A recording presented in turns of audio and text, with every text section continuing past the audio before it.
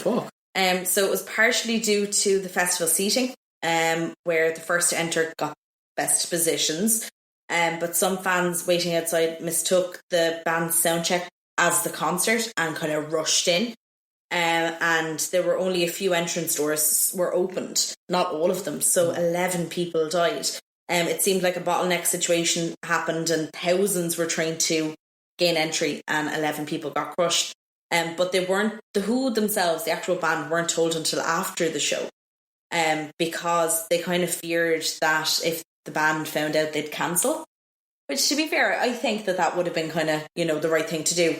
But the reason why I bring it up is because it does actually seem to be quite a big part in all of the things that I've read in regards to it, and it seems to have really affected the band in a big, big way. Yeah, of course it would. And they actually said themselves that they felt like they lost family that night, because these people had made the effort to come and see them, and they felt deeply saddened by the whole thing. But they took a break kind of in 1980, which was only a year after that happened. So I think that it really traumatized them in a sense. It would, though. It seems really hard. But they reunited in 1985. They did a 1989 tour, which would have been their 25-year anniversary. Oh, right. Okay. So they kind of went, for a while after that, but not too much longer, really, Did they continue, so they continued rejoining and falling apart? Yeah. So Coming and going. Coming and going for up until a certain point. And what was that kind of point? When did they finally... It seems that in 1990, they were inducted into the Rock and Roll Hall of Fame, which is kind of cool. And they recorded a cover of Elton John's Saturday Night's All Right for Fighting. But then in 1996, so we're talking 5 years of a kind of, stint of a stop there, they tried to reform. But they only kind of did charity shows after that. Entwistle died in what was it? Doesn't actually say here, but it says that in late 1999, Who performed after Entwistle's death. So it seems that kind of they stopped. They did play concerts in 2002, but there doesn't really seem to be a lot more after that. They did work on a new album in 2006, and then they did a documentary in 2007, but there really hasn't been a lot since then.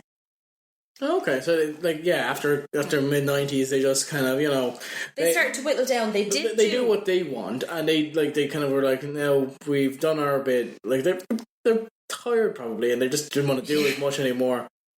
They did do a final tour in 2015, which was to kind of celebrate the band's 50th anniversary, which is such a long time. Let's face it. Bands don't generally stay together for that long. No. But they didn't really. They kind of came and went, but at least they were able to kind of come back together.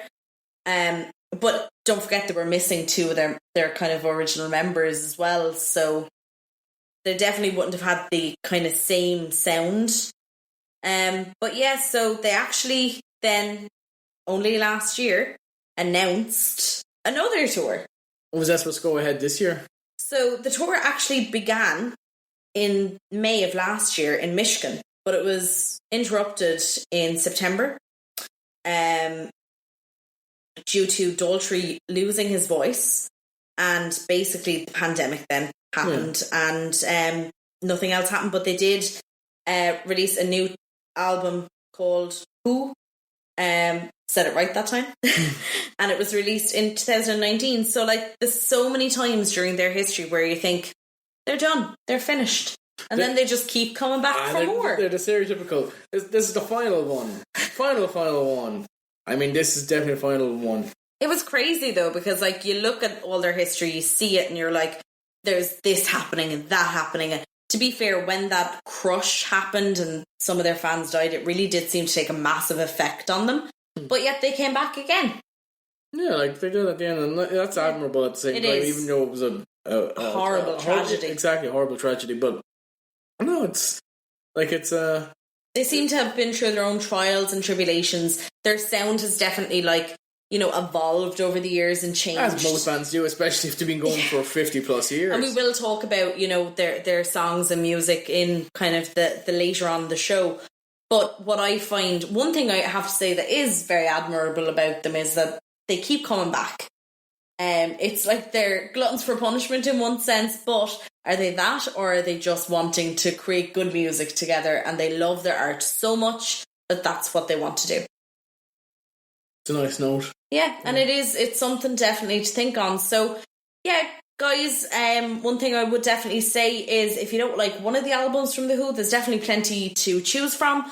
They have come and gone so many times over the past 50 plus years now at this stage that I'm sure that you'll find at least one or two tracks that you will love. So check out The Who. Yeah, and we will get into The Who, the review of My Generation, their first album, in the next section. Torch. All right. Denied a bank.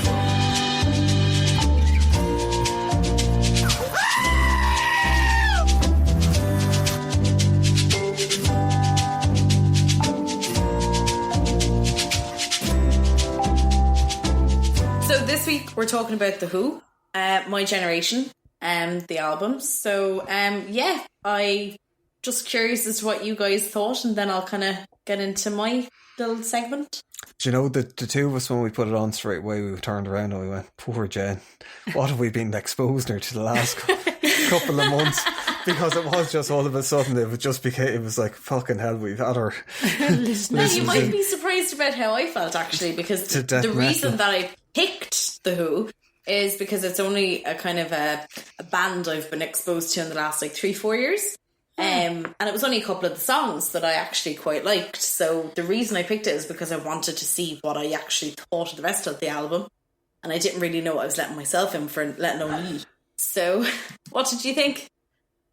Well, I mean, I'm relatively familiar with kind of the overall kind of The Who sound. I suppose obviously this is their debut album and all the rest, so it's sort of their kind of their formative sort of sound and all the rest. So they would have developed their sound as they moved on. So this was it was kind of an eye opener for me as well, because it was a lot more sort of it was a lot more bluesier, I suppose, and kind of rockier than I was expecting straight out of the gate from them. Really, I suppose it was very sort of it was kind of heavier than I was expecting, and it sounded a lot, as I said, a lot bluesier, I suppose. You can hear the bones of punk music and metal music and some of the stuff on it, can't you? Yeah, absolutely. Yeah. And there's more covers in it than I was expecting as well. Straight away, I didn't actually know they had done covers, and straight away I went, oh my god, that sounds like... That's I didn't know. It's only we were looking at a thing where people were talking about, and it was like that it was the done thing for a band for their first album around that time. It was like you do nearly all covers. Yeah, exactly. No, but all covers, and they kind of broke the mold by only doing 3. On it, which was a bit weird. Yeah, but there's a couple of standout hits that straight away, I mean, My Generation, obviously everyone in the world probably knows that song at this stage, so I mean, that was obviously stand out straight away. And why does his name escape me at this stage? The cover that they did, instantly I went, oh my god, that sounds exactly like James Brown. I kind of went, that sounds real James Brownsy, and you went, that's because it's a James Brown's cover, basically. So I went, I don't mind. There we go. Yeah, and Please, Please, Please as well. Yeah, exactly. Oh, yeah. But, I actually quite really liked it. It was a lot mellower, obviously, than what we've been listening to in previous podcasts, but I quite enjoyed some of the songs. Some that I wouldn't suppose, even between myself, who, I know I have kind of a slightly lighter taste in music than yourself and Wayne would, but I think... even that, it would probably bombard Jen for weeks with just the darker side of music. Yes. Yeah, wait till you actually hear some of my favourites, then you're going to be like, oh my god. Sunshine, lollipops and rainbows. No. You'd be surprised. I listen to some fairly middle of the road stuff, in fairness. That's, I've got some broad ranging tastes at times, but there's some of the stuff, A Legal Matter on this I really quite enjoyed. There's some stuff is really melodic and really... A Legal Matter, oh god, I hate that.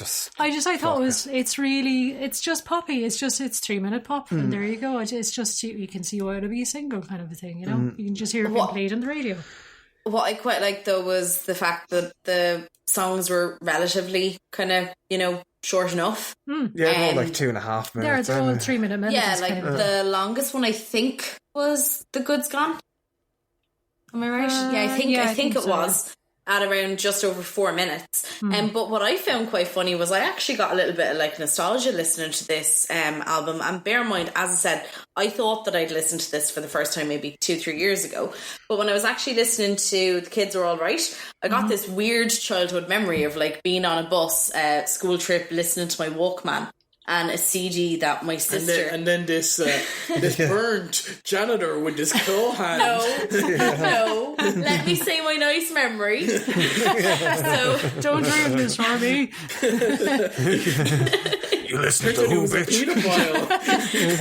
But yeah, I had this memory of like having my Walkman and just having these old like tapes that my sister had like recorded in the 80s.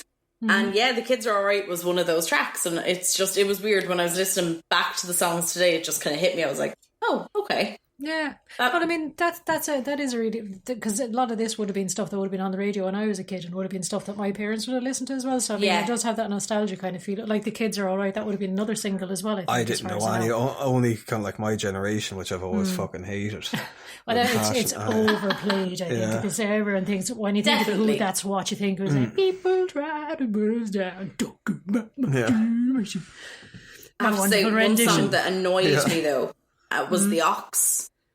Oh, do you know, I actually kind of like that. Can we even call it a song though? Yeah. It was just instrumental. I think it's still an instrumental song. How dare you? You can hear the bones of like Bob O'Reilly and a few bits and pieces like that with the piano. Some of my favourite songs are just instrumental, but I get what you're saying. This is not a good instrumental song. It was grand. It's just I was waiting for the lyrics and then waiting for the lyrics and then waiting for the lyrics. You Philistine. Oh my God.